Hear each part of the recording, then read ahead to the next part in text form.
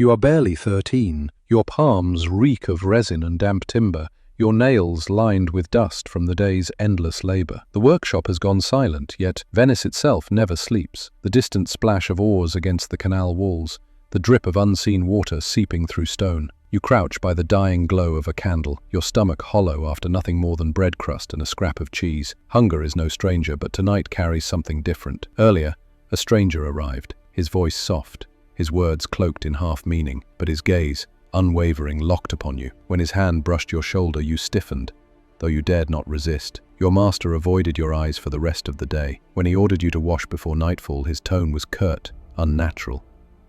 The basin's water bit at your skin, but you scrubbed until raw, too afraid to ask why. Now, barefoot, you are guided through twisting alleys where the stones sweat with algae. The lantern ahead sways, revealing only fragments of the darkness around you. At last, a door yields, opening into suffocating silence. Heavy curtains swallow the sound of the city. The scent is thick, wine, musk, and something sharper, metallic. The chamber is not for apprentices. Gilded drapes, painted ceilings, a mirror that throws back your frail frame in warped candlelight. The man from the morning waits upon a chair carved with beasts. His jewels glimmer, his face impassive. Your master's grip tightens, his breath sour, pushing you forward. You collapse to your knees on the polished floor. It feels warmer than the workshop's planks, but no less cruel. For a fleeting moment, you cling to the hope this might be a lesson in craft, perhaps in letters or fine instruments. Yet the silence, heavy and deliberate, gives you the answer. This is not apprenticeship. This is something else entirely. Your chest grows tight, every breath shallow and ragged. At last the man speaks,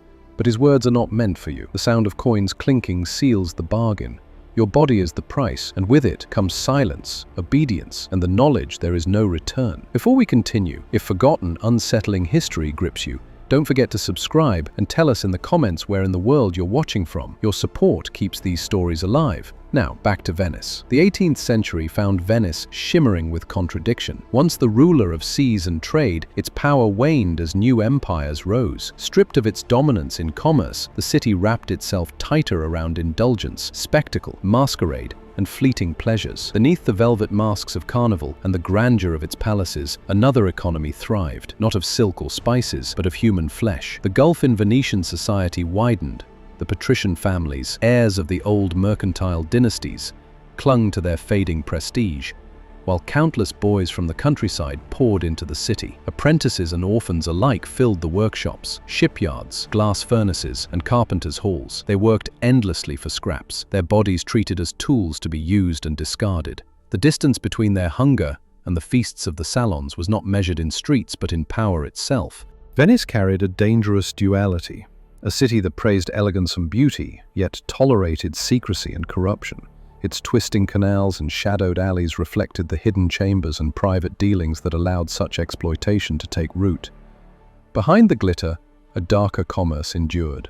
Among Venice's patricians, indulgence was framed not as vice but as entitlement. As long as wealth flowed and appearances were upheld, the state looked the other way. Records from the period rarely mention these practices, but their silence is the loudest testimony. What was absent in ink lived vividly in reality.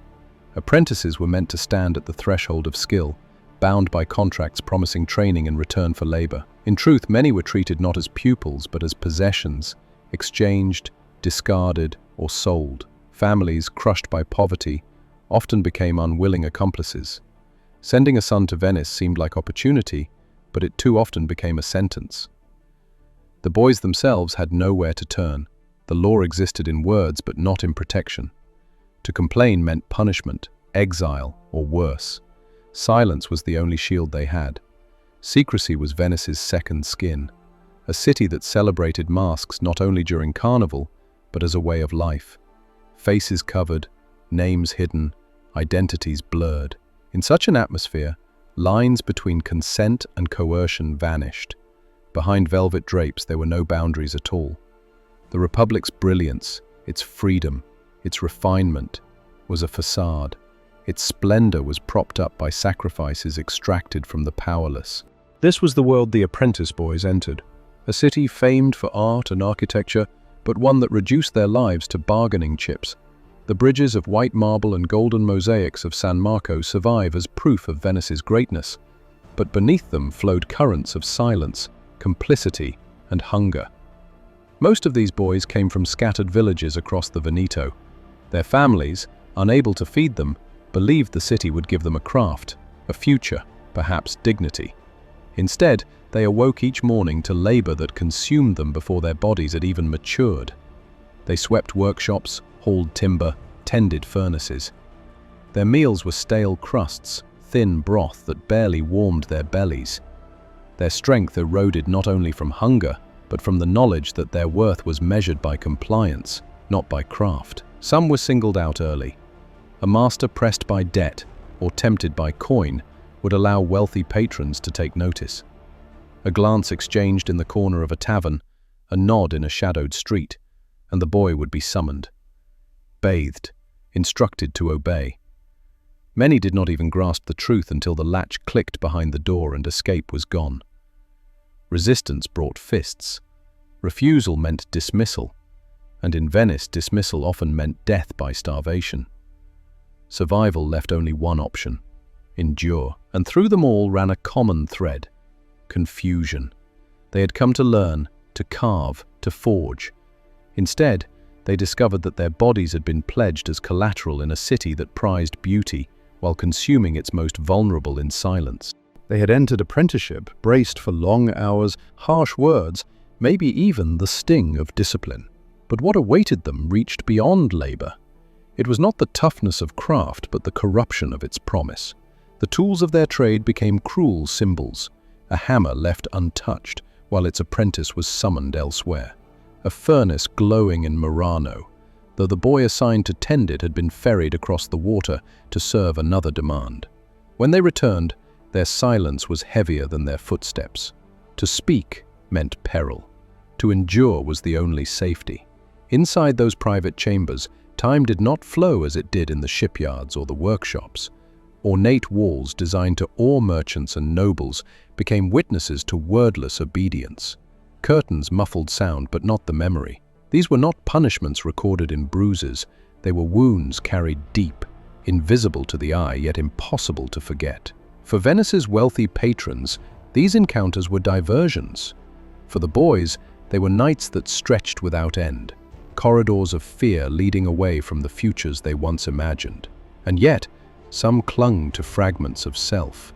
A boy might whisper a tune remembered from his village while cleaning ashes in the workshop. Another might tuck away a smooth stone from home, hidden in his mattress, as proof that not all of him belonged to the city. These gestures were fragile, but they were resistance. Small rebellions against being consumed entirely. Still, repetition, hunger, and silence wore most of them down until their identities blurred, absorbed into the machinery of exploitation. Their names were seldom written, but their pain became part of the unseen mortar holding up Venice's grandeur. The 18th century republic was a state of statutes. Ledgers, registers, decrees, they ruled trade, inheritance, even the right to wed. On paper, order reigned. But beneath that lattice of rules another law prevailed, unwritten, unspoken, enforced not by courts but by complicity. Within this hidden order, apprentices ceased to be students. They were inventory. They were bargaining chips in a commerce that thrived in shadow, while the city sang of beauty and freedom. Masters swore solemn vows to guide their apprentices, but promises bent easily under the weight of debt or temptation. Paper contracts were fragile shields when hunger gnawed or coins glittered. In the end, it was not wood or glass that was exchanged. It was obedience itself, traded like a commodity. Apprentices were bound for years, often until manhood, locked into service without escape. A master decided when they ate, where they slept, and how their labor, or even their bodies, were spent. Guilds existed in name to enforce fairness, to guard the balance between discipline and training, yet the guild halls were filled with the same men who profited from the silence. Regulation became theater. The pretense of craft disguised the reality of abuse. Venice, no longer the mistress of the seas, still thrived on commerce, only now the markets included flesh. A noble could extend patronage to a craftsman drowning in debt, and the repayment was not in coin but in access to the boy who worked under him. No contracts were needed, only complicity. Silence bound the transaction tighter than iron chains. Religion added another layer of contradiction. Venice wrapped itself in the imagery of saints and relics, churches gleaming with gold. Yet the guardians of morality rarely opened their eyes to what lay behind heavy curtains. Confession became ritualized, sins spoken, absolution given, donations accepted. A chapel funded, a mass commissioned, an indulgence was erased from the record. The cycle of guilt and forgiveness greased the machine, ensuring it kept running without pause. Even the very stones of the city collaborated. Venice's twisting alleys and shadowed courtyards made secrecy effortless. Gondolas that floated with music and laughter by day carried unspoken cargo at night. Behind walls of marble and velvet, the truth was contained, soundless, invisible, but enduring. Beauty cloaked the horror, and the city's elegance became its disguise. To those who gained, the system seemed almost logical. Apprentices were endless, arriving each season from starving countryside villages. Patrons were insulated by rank and fortune. Law was not absent, it was pliable. What mattered was not whether rules existed, but who had the power to bend them, and so the cycle endured, not in chaos, but in order. Boys vanished into this order like threads in a brocade, woven tight, unseen, yet essential to the fabric of the Republic's grandeur. Their pain remained hidden, yet it was woven into the very design of the city. What looked like splendor from a distance was, up close, a machine built to consume the powerless, so that the powerful could continue their indulgence. Exploitation in Venice was not a sudden eruption, nor a passing vice. It was a cycle, repeated so often it hardened into custom. Boys replaced boys, masters replaced masters, and silence ensured that nothing changed. What began as betrayal was accepted as tradition. For some, endurance meant reshaping themselves. A boy forced into submission might rise years later to the rank of journeyman, but the scars of his youth followed him. Some repeated the same cruelties under the guise of discipline, convinced this was the order of things. Others, broken by what they had endured, never advanced at all. They slipped into the alleys and onto the bridges, indistinguishable from the city's beggars. Their silence was not only personal but cultural, an unwritten commandment that survival required obedience and secrecy. Every master who profited from betrayal taught another that such betrayal was permissible. It was never written into the ledgers of carpentry or glassmaking, yet it became as binding as any law. Productivity mattered, morality did not. So long as goods were produced and connections maintained, no one questioned what happened behind curtained doors.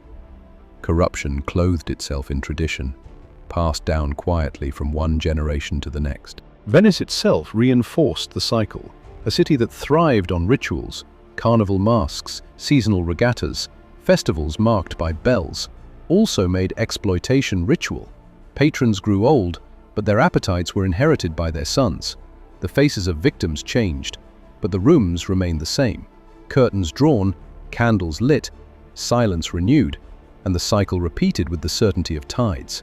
When whispers of resistance surfaced, they rarely reached beyond hushed corners. A boy might confess his suffering to another, but fear crushed his voice before it spread. Parents, when confronted with rumors, often clung to denial. To admit the truth was to admit complicity, so they chose blindness, strengthening the very system that devoured their children. Denial itself became another chain. Thus pain became legacy, not an inheritance of tools or skill, but of silence and memory. Boys who once dreamed of shaping wood or fire instead carried the weight of rooms where childhood was stolen. Venice's beauty survived, its traditions endured, but beneath marble bridges and golden domes lay another inheritance, a ritual of suffering that demanded no proclamation, no festival, only the quiet replacement of one victim with another. It was not chaos that sustained it, but order, and within that order, the wounds of countless apprentices remained eternal, scars carried into adulthood, invisible but unhealed. Their bodies aged, but their trust never healed. The shame forced upon them lingered like a shadow, carried silently even into the twilight of their years, if they lived that long. Many did not. Some slipped away into destitution, reduced to nameless beggars haunting bridges and piazzas. Others, with no path left, entered the very system that had consumed them, trading what was once stolen from them in order to survive. Trauma became a form of currency, passed forward like inheritance. In this way, Exploitation did not end with one generation. It replicated, weaving itself into the fabric of Venice like a hidden lineage, as enduring as the marble facades the city proudly displayed. Venice itself bore the cost. Behind its glittering reputation of refinement and freedom stood a society rotted by silence. Patricians grew accustomed to indulgence without consequence, their sense of entitlement thickening with every unchallenged crime. Institutions that claimed to guard morality, guilds, courts, even the church, withered through complicity. Each act of silence hollowed the promise of justice, leaving the poor defenseless. Outwardly, the city shone with culture and splendor. Inwardly, its moral foundations decayed, eaten away like timber by unseen insects. Even art, Venice's greatest pride, bore traces of this contradiction. Painters immortalized masquerades, canals, and lavish salons. Yet behind the colors lay absence, the erased lives of those who built the instruments, carved the wood, polished the glass. Their labor was everywhere, their names nowhere. Beauty and silence existed together, one concealing the other. In time, the Republic collapsed. Its territories divided, its sovereignty dissolved. But the memory of its exploited apprentices did not vanish. It survived only in fragments, occasional testimonies, confessions whispered in confessionals, faint references buried in archives. The boys themselves left little behind. Their silence had been enforced too completely. Their lives dissolved into the canals like sediment, leaving behind only absence. And absence speaks. The missing names, the empty spaces in the records, mark where power pressed hardest. The true legacy was this: a city praised for liberty and brilliance was sustained by obedience and erasure. Those coerced into hidden servitude were not accidents of history, but deliberate sacrifices to a system designed to consume them. Venice dazzled the world, yet beneath its brilliance ran a current of suffering that neither marble nor music could silence. That current remains, not in the canals, but in the silence history still carries. Walk through Venice today, and you see arches, mosaics, gondolas. The piazza echoes with the laughter of tourists, cameras lifted toward its eternal beauty. But beneath those stones lie more than footsteps. They hold silence, the silence of children who lived and suffered in the shadows. The 18th century left few written traces of this hidden commerce. Most records were destroyed or never written at all. Apprentices bartered for the pleasure of elites were omitted from chronicles, their pain excluded from the story empires chose to remember. And yet absence itself becomes testimony. What is not preserved reveals the weight of what was lost. Their names erased, their faces forgotten, known only as apprentices, servants, boys. And yet, in imagining their lives, we restore what silence tried to bury. Through that act, we glimpse not just history, but the measure of what was taken. They might have grown into craftsmen, shaping wood into furniture, blowing glass into delicate forms, or taking to the sea as sailors.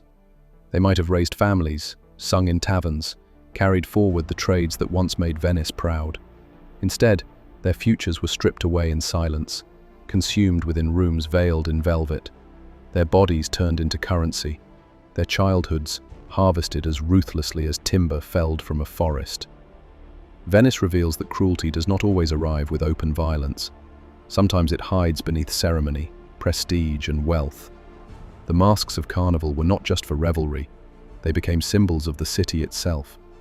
A society where appearances mattered more than truth, where elegance concealed rot, and where exploitation became tradition because no one dared to confront it. The boys were muted, not only by fear, but by a culture that chose marble and music over justice. Even now, when we look at Venice, we see the shimmer of mosaics, the gleam of palaces, the gliding gondolas. But how often do we see the shadows beneath?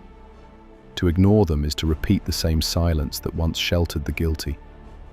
History demands more than admiration. It demands remembrance.